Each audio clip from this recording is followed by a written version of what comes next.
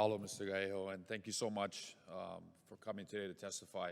I'm going to piggyback off of Mr. Kelly's question. As a proud graduate of Columbus Air Force Base, to General Brown, in terms of the pilot shortage that you discussed in your testimony and the inability to properly address that. You talked about production and retention, and I want to focus on the production piece. What has the Air Force done or is looking at to address that pilot shortage?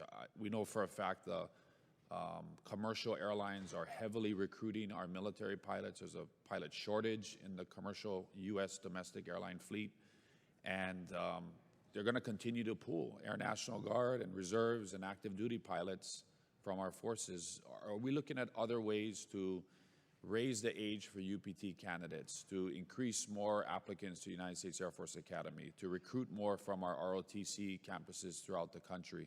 What are we doing to address that pilot shortage so we have pilots to fly these aircraft in the future?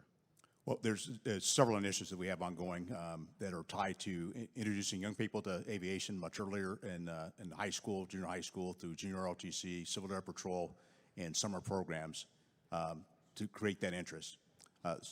Once we've got their attention, part of that is also the techniques we use in different initiatives, different from the way I went to pilot training. And I would recall when I went to pilot training, if you were doing well and you were going too fast, you sat down.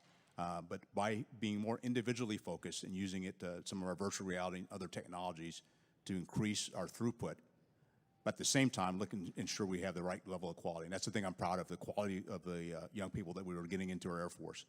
On the retention side, it's not only the flying aspect, but it's how we take care of their airmen and their families. Because often it's not just the member who loves flying, but they also, particularly if they have a family, to make sure their spouse and their children have those resources.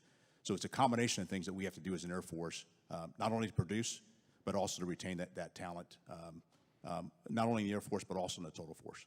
Are we seeing at the UPT bases across the country, because of the pilot shortage, that we're not flying or we're not teaching enough students, we're not flying enough airplanes, and to sustain the 4, 5 UPT bases that we have, that's the appropriate level that we have right now for training?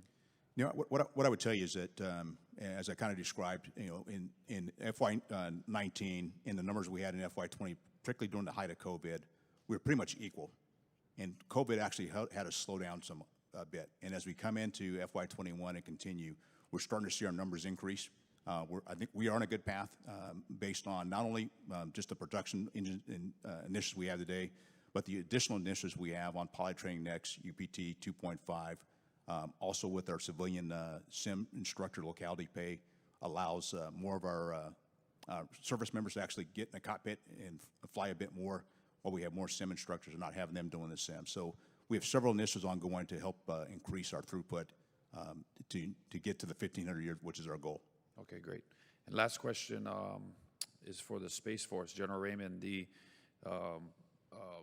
Maui Space Situational Awareness Lab over on Maui, critical facility, and they're looking at expanding the tech park there, building a new facility that will support test, integration, prototyping for electrical, optical sensors, and remote control of those telescopes on Haleakala.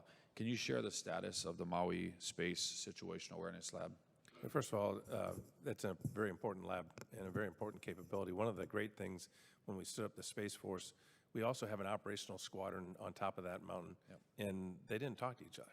And now that we put everybody under the Space Force, we've consolidated them. We're going to consolidate them in one unit. So we'll be able to develop the technology, hand it over to operators, and be able to generate capability much quicker.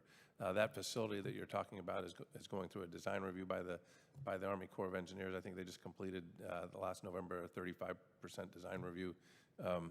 There's an environmental assessment going on as we speak that's supposed to finalize this November, and then we'll have to secure funding for it. It's currently unfunded. Okay, thank you so much, and I'll yield back. Mahalo.